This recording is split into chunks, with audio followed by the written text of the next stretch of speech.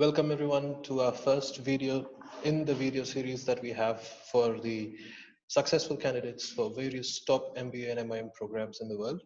Our first guest is a very special guest. He's Indian, but he's not an engineer. He has gone to Europe for his MBA, not to the US. He did his MBA in 1 year. That's the standard for Europe usually.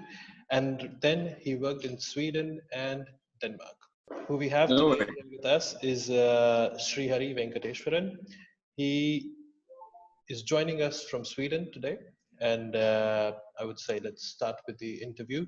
But before we start, maybe Shrihari, you could just walk us through your resume or sort of your profile, a small introduction about yourself. Um, Nice to meet you, Piyush, and everyone through this interview. Successful candidate. Not very sure if I can call myself successful, but I think I still am working towards the success, as we all call, or we all aim to achieve that. As you mentioned, yes, I chose Europe over US to do my MBA for different reasons. But before I come to that, I'm a chartered accountant. I did not want to be called as an auditor or an account bookkeeper in India. So I thought probably I should get away from the stereotypical profile. So I decided to do an MBA, and I ventured out to Switzerland, where I joined University of St. Gallen for 1 year MBA program. And post the MBA program, I went to Denmark, and now working with one of the leading fashion retailers, H&M, in Sweden as a business controller. One of the basic questions that that I have, or and the viewers have, is usually why did you actually want to do an MBA? So of course you did your CA. You didn't want to be typecast in the auditor role, but was there any other reason that sort of uh, made you look towards an MBA or a higher degree in terms of business administration? The dream of pursuing MBA was not something which came like in 2013 or 2014. It was there from 2006-7 onwards. So my journey to CA was not the same way. If you would normally ask a chartered accountant, he would say 11th, 12th commerce, and then 3 years of BCom followed by training and then CA.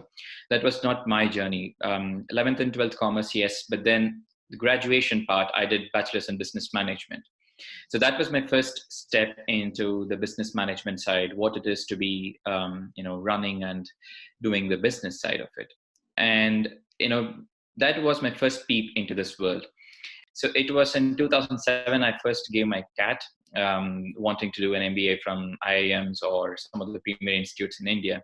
That kind of failed a little bad. I did not get the expected percentile that I wanted to get into the top B schools.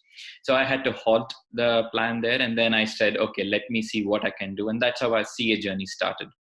So for a little bit of 3 or 4 years time period, I think between 2009-10 to 2014-15ish, the MBA plan was put into a hibernation mode. That's when I joined Intel in their treasury team in Bangalore. And there is always this thought, once you become a chartered accountant, you're like, oh yeah, I've cracked one of the difficult exams in India, now I'm like the best. But when you join these companies like Intel, you get to realize that, oh, you've not done anything. My director, he holds an MBA from MIT.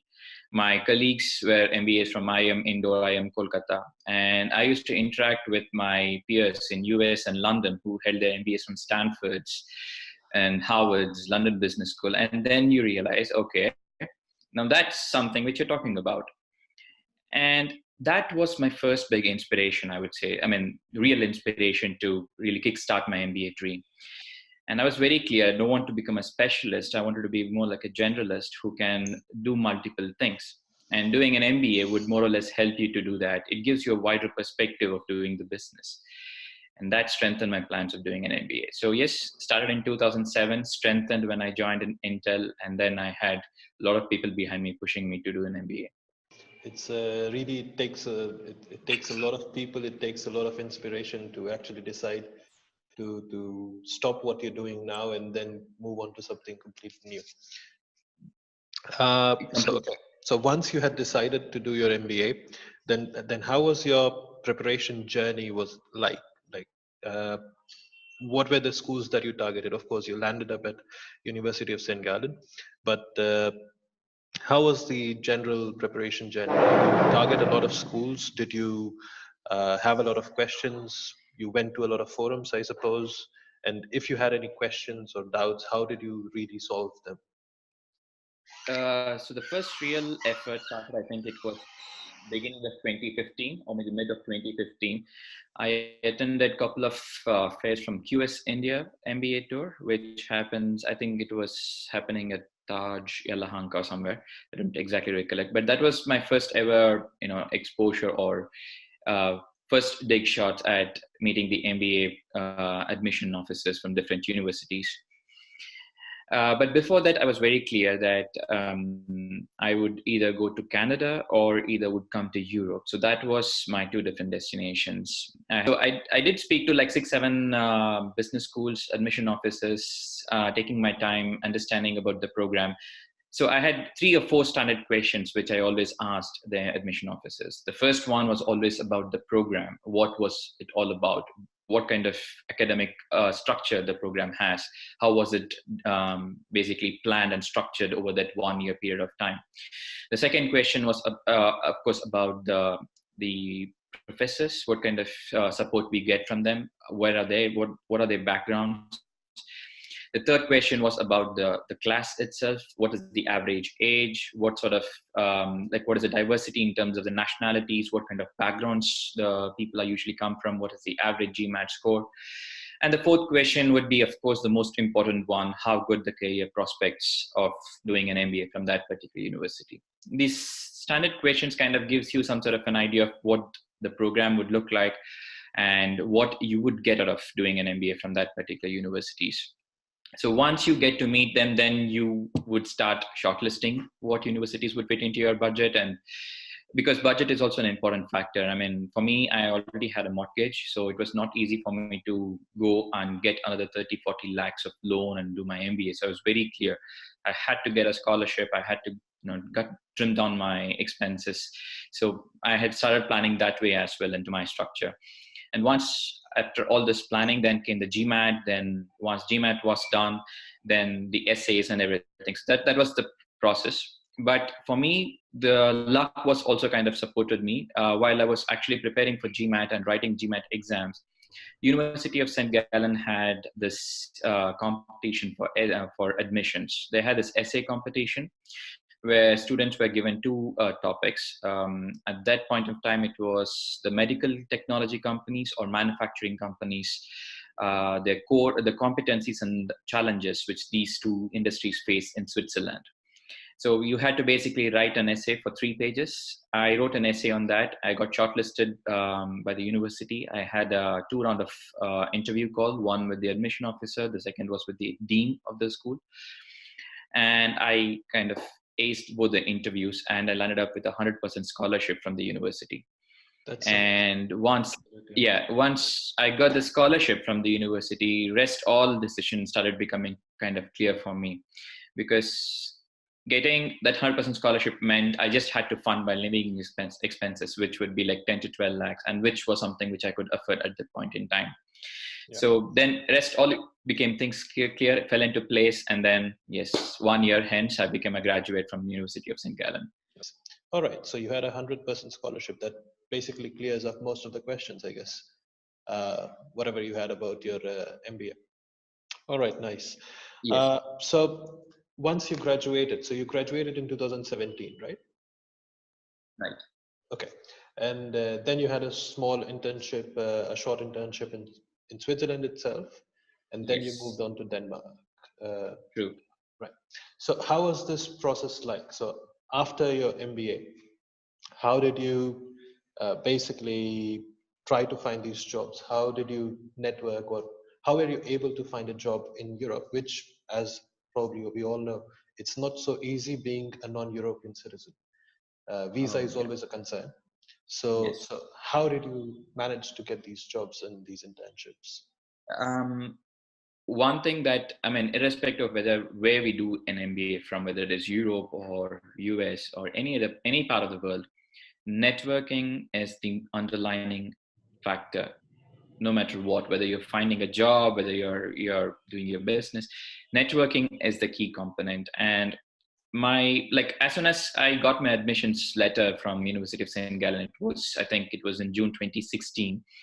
The first thing I did was I reached out to the alumni of the university. Especially, I did not want to talk to people who from Europe did their MBA from University of St. Gallen. I started reaching out to Indians who did their MBA from this university. Luckily, I ended up talking to 4 or 5 Indians who passed out from this university at different levels or different years. The oldest was one who graduated in 2008 at the peak recession, and he had to come back to India. But all 4 or 5 of them, they had one unison advice, and that was start networking. So I started networking right even before I went into the MBA program. And once I landed into the MBA program, it was pretty evident that the career services team there, I'm not saying they were non-existent. I would say their support becomes more relative if you are an European or if you hold a relevant visa in Switzerland or anywhere in Europe. Once you're a non-European, all that they could do is they can just lead you to the right contact, and then that's where it stops. And it is your effort and your luck that you can land into a job. Yeah. The first 6-7 months of doing an MBA, I think I was just focused on finding a job or an internship within Switzerland. So I focused all my energy and all my effort in LinkedIn in finding the right contact, right companies in Switzerland. And probably that was not the right approach.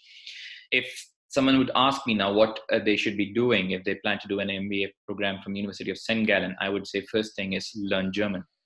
German could become a serious game changer once you decide to do an MBA in St. Gallen, because at our level, one could ask, how is language going to be a game changer? Because German is going to be a game changer, and companies, whether you speak German, you don't speak German at business, it doesn't matter, but somehow it becomes a most important ingredient for you to find a job. So I would say the first 4-5 months here in the MBA program, start putting equal amount of emphasis and effort in learning the language. Try to at least clear B1 level so that you are conversant, you can strike a good communication, interact with your colleagues in a proper German. So that is your first goal, I would say, if you're going to MBA in St. Gallen. But in my side, I was just focusing on finding a job, and it did not work out very well. But I was somehow lucky enough to find a good internship at this pharmaceutical company called Lonza in Basel.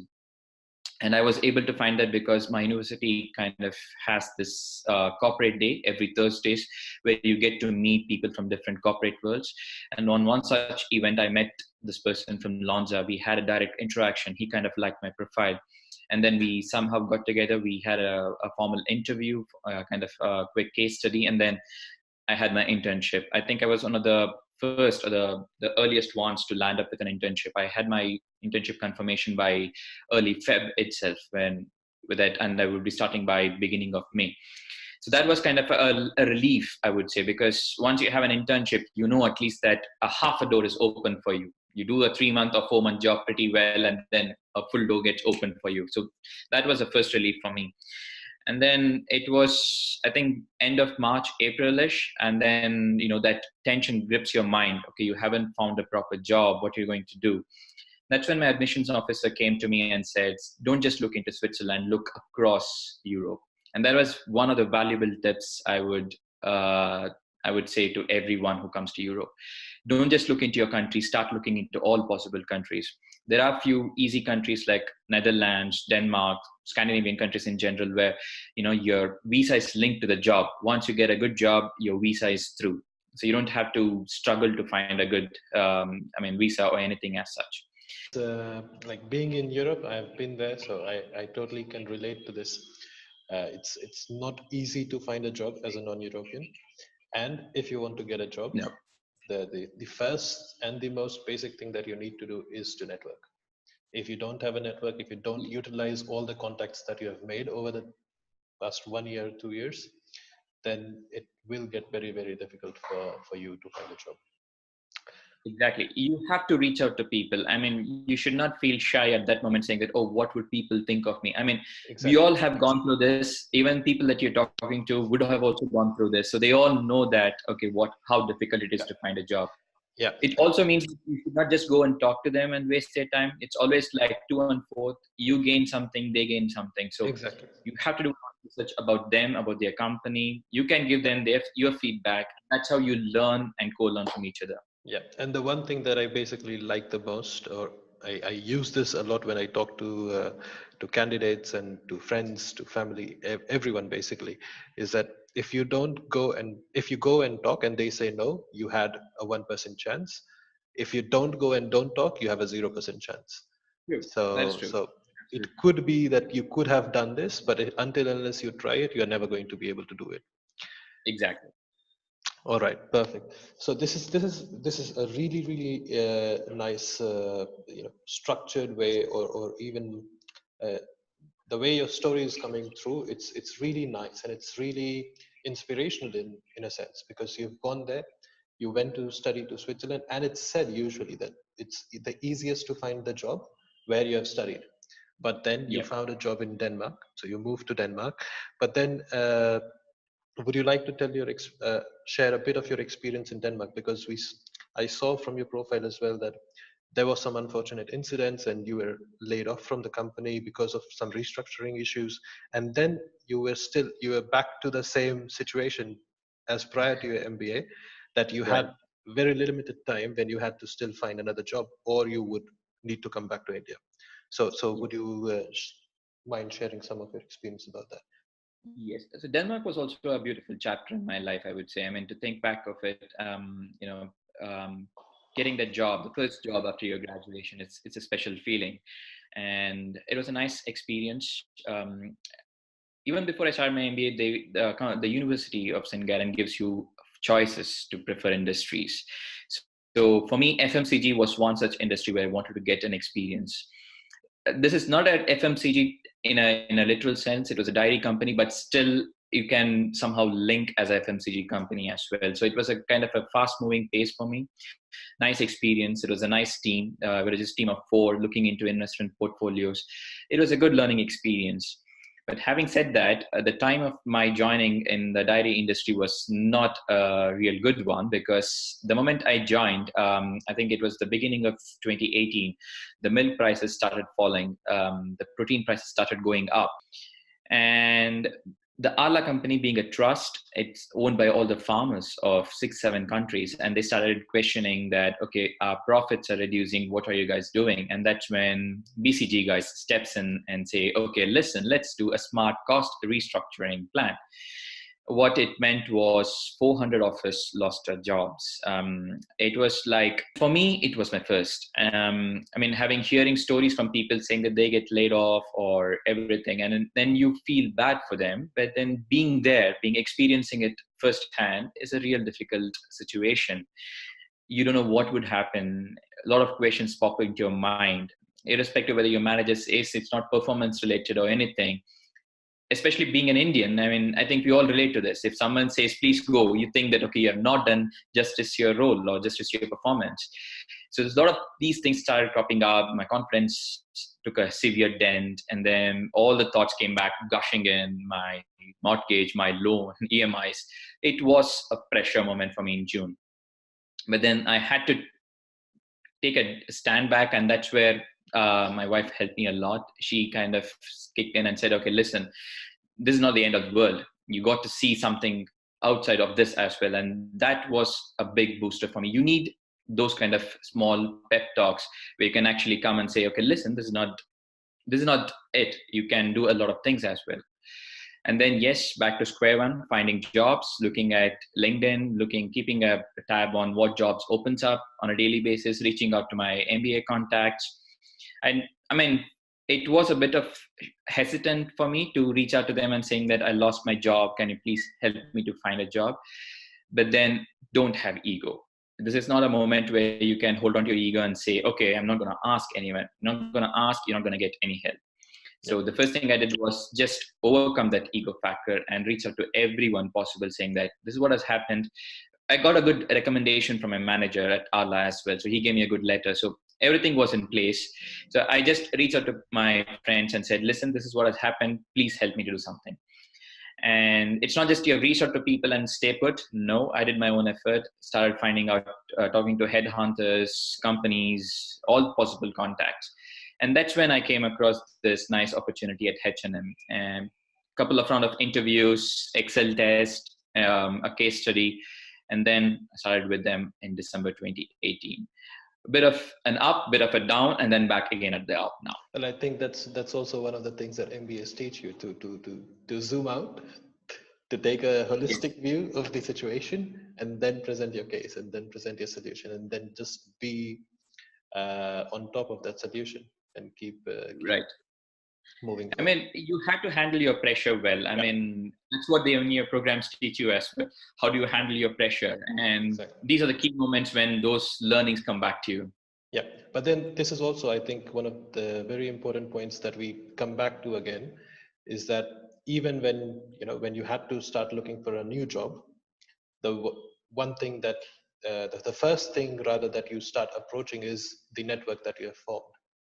Right. So of course you talk to headhunters and everyone else, but then you also start utilizing that same network that you have created during your MBA, Exactly. which you were using Yes. already to land your first job, and then you're trying to use it for your second job as well. So that's True. also something. The importance of network does not just go away once you have landed a job, but it Yep. keeps it's a tree that keeps giving you fruits. Definitely. Okay, so we have talked a lot about what you have done and your journey and how things have worked out for you and not worked out for you and then worked out for you again. Yes. So maybe it's also we need to end the interview, otherwise we'll keep on talking for hours. But just on the last bit, what are your future plans from now on? How are you seeing your own plans evolve? Future plans is something which is still evolving, I would say. Don't have a concrete one yet. But in terms of my current organization, so H&M is one place where I would say I'm really enjoying myself working there. And one such company where values are not just put in black and white, but it is something which we live by it. That you have created during your MBA, Exactly. which you were using Yes. already to land your first job, and then you're trying to use it for your second job as well. So that's True. also something. The importance of network does not just go away once you have landed a job, but it Yep. keeps it's a tree that keeps giving you fruits. Exactly. And I mean, when it comes to asking for referrals, it's not like, okay, I've got a CV, I'm going to push it to my HR. No. And when you talk to someone through your network, they wouldn't know what you have done. Your first best shot is your MBA colleagues. They have spent one whole year with you. They know what your capabilities are. They know what your capacity is. And they will be the best person to basically say, okay, listen, I know this person, I know he's very capable, and I'm pretty sure he can fit into the organization. That bit of push is what that matters to you. Definitely. Okay, so we have talked a lot about what you have done and your journey and how things have worked out for you and not worked out for you and then worked out for you again. Yes. So maybe it's also we need to end the interview, otherwise we'll keep on talking for hours. But just on the last bit, what are your future plans from now on? How are you seeing your own plans evolve? Or is there something special that you're planning to do, or anything that you would like to share? Um, I mean, future plans is something which is still evolving, I would say. Don't have a concrete one yet. But in terms of my current organization, so H&M is one place where I would say I'm really enjoying myself working there. And one such company where values are not just put in black and white, but it is something which we live by it. So at this point in time, my focus is to really get in, know a lot about the fashion space. It's fast changing as we're talking. Technology is coming in. You have a lot of startups. You have behemoths like Amazon who's coming and taking away your business in no time. So the fashion space, as we're talking now, is going through a lot of transition. I believe I've come at the right time to understand about this and to contribute to the company as well. And right now, from that perspective, I would like to do some experimentation in my role. Probably, I don't want to get into the mainstream finance role again. So probably I would be more into business development side, and that's what I want to get into as well. And that's what my future plans at this point in time are. So just try experimenting, get into business side, talk about the markets, see how you can make H&M enter into new markets, do some analysis around that. And that's what my focus is at this point of time is. So let's see how that takes me along. That sounds wonderful. Well, good luck to you, Shrihari, and thank you very much for joining us. It's been wonderful talking to you. Hi everyone, thank you so much for watching our video today. If you liked it, don't forget to share it with your friends and colleagues. Also, you can follow us on Facebook, LinkedIn, Instagram, and even visit our website managementmasters.in to get regular updates about the top MIM and MBA programs in the world. If you have any topics that you would like me to cover specifically, please drop a comment below so that I can take it up for the next time.